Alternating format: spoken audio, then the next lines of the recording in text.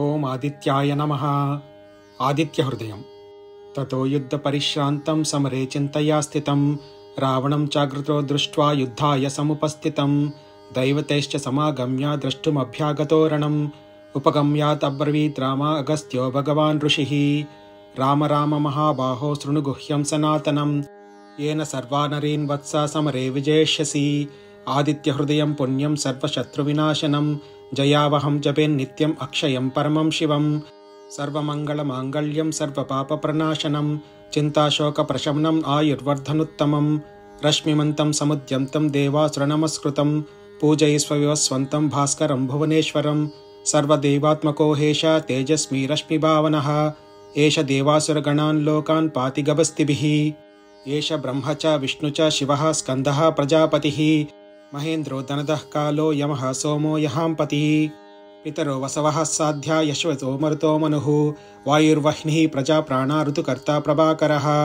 आदित्यः सविता सूर्यः खगः पूषा गभस्तिमान् सुवर्णसदृशो भानुर्हिरण्यरेता दिवाकरः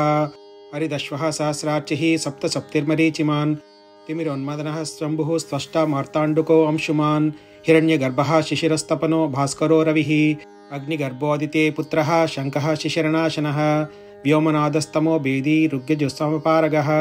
घनवृष्टिरपां मित्र विन्ध्यवीधिप्लवङ्गमः अतपीमण्डली मृत्युः पिङ्गलः सर्वतापनः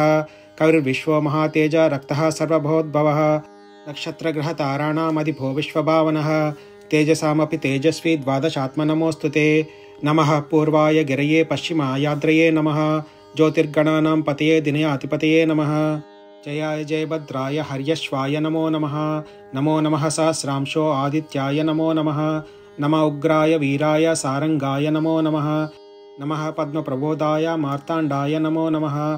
ब्रह्मेशानाच्युतेशाय सूर्यादित्यवर्चसे भास्वते सर्वभक्षाय रौद्राय वपुषे नमः तमोघ्नाय हिमग्नाय शत्रुघ्नायामितात्मने कृतघ्नघ्नाय देवाय ज्योतिषाम्पतये नमः तप्तचामीकराभाय वह्नवे विश्वकर्मणे नमस्तमो अभिनिघ्नाय रुचये लोकसाक्षिणे नाशयित्येष वैभूतं तदेव सृजति प्रभुः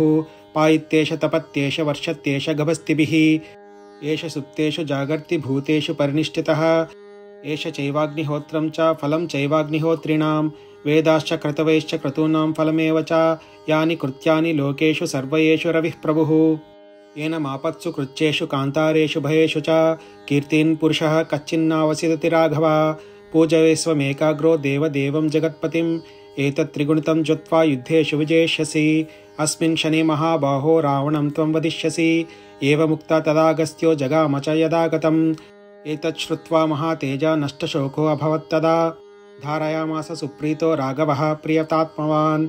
आदित्यं प्रेक्ष्य जत्वा तु परं हर्षमवाप्तवान् त्रिराचम्य शुचिर्भूत्वा धनुरादाय वीर्यमान् रावणं प्रेक्ष्य हृष्टात्मा युद्धाय समुपागतं सर्वयत्नेन महतावदे तस्य धृतोऽभवत् अथ रविरवदन् निरीक्ष्य रामं मुदितमनाः परमं प्रहृष्यमानः